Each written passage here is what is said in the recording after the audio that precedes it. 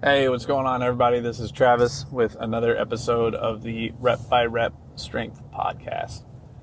And tonight, I just wanted to talk for a minute about looking at what you should add in versus what you should take out to a training program.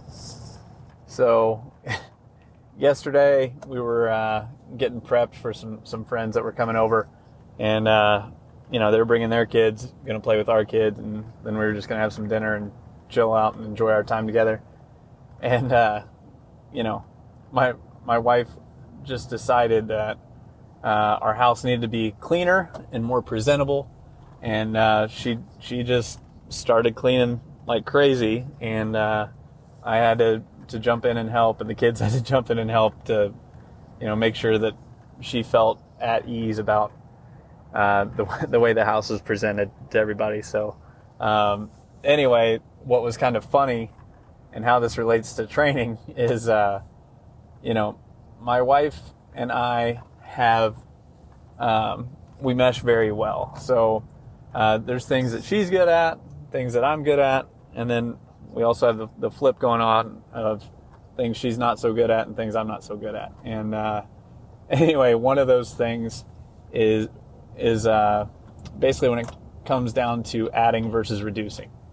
So my wife, even though she was in cleaning mode, I'm looking at all this stuff that we haven't used in a long time and things we don't need and things we can either give away, donate, throw in the trash, whatever. I just had my own pile of that stuff going on because there's plenty of toys, clothes, all sorts of things that we just have way too much of stuff. And I'm wanting to, clear things out. That way it'll give us A, more space, but B, a more clear representation of what we do and don't need. And, her personality is she wants to hang on to everything. She is, she is one of those where she wants to hang on to it because you never know when it'll come up and you might need, the pants that you haven't worn in 5 years. You might suddenly have an event where you need them, I guess. But anyway, it was just one of those times where I had to get her attention, get her just to pause long enough to really look at it and to honestly consider, what do we need? What don't we need? And this is needs, not wants at this point. So, she had held on to quite a few of the kids' clothes, quite a few kids' toys from when they were really little.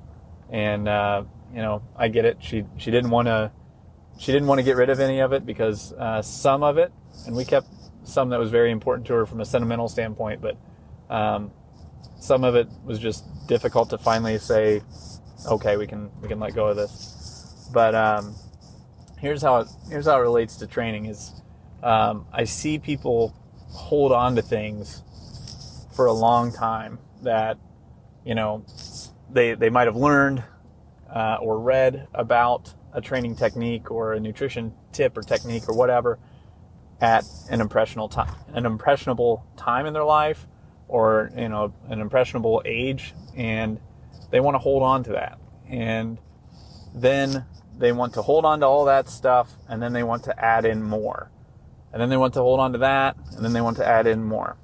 Now this can actually become detrimental to your training because you only have so much energy and focus every single day.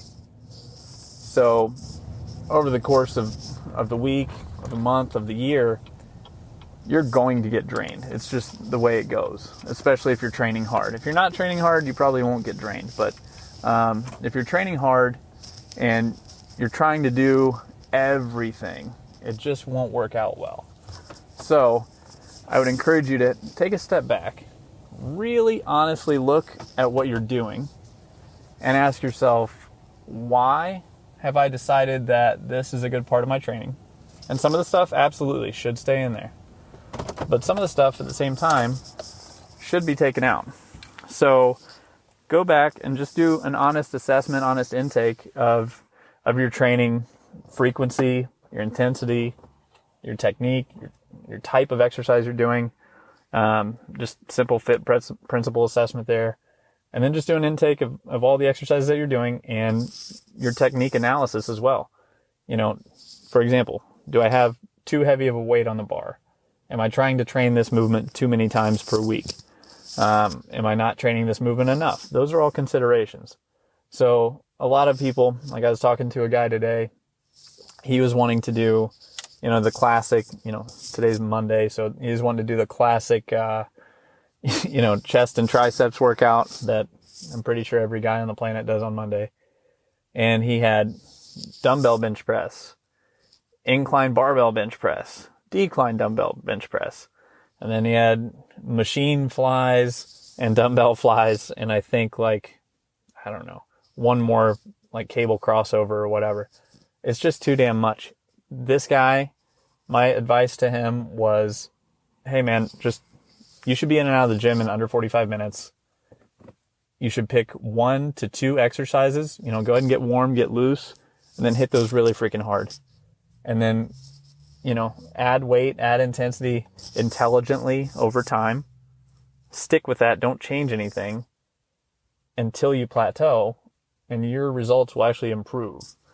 And I think a lot of guys, especially now that I'm seeing more and more of my friends that are dads now, they get up, they work hard, they work long hours, and they don't protect their time enough. They don't block time enough for themselves to train and to keep themselves healthy. And I think a lot of times when you look at it, if you're training appropriately and you're working hard and you have a plan, your training should honestly be under 45 minutes. You can do 3 sessions per week, get damn strong, put on muscle size if you want, and be in and out of the gym. You don't need to go in and mess around and hang out forever unless you truly enjoy it and love it and want to be there. But if you go and begin with just an assessment of assess where you're currently at and ask yourself, what do I need? What do I want? And then look at the stuff that you have in there. And you may be good, you may be solid, but for a lot of guys, they're trying to do too much because they've been lied to when it comes to what's out there on social media. They're trying to follow like a pro bodybuilder's plan or whatever.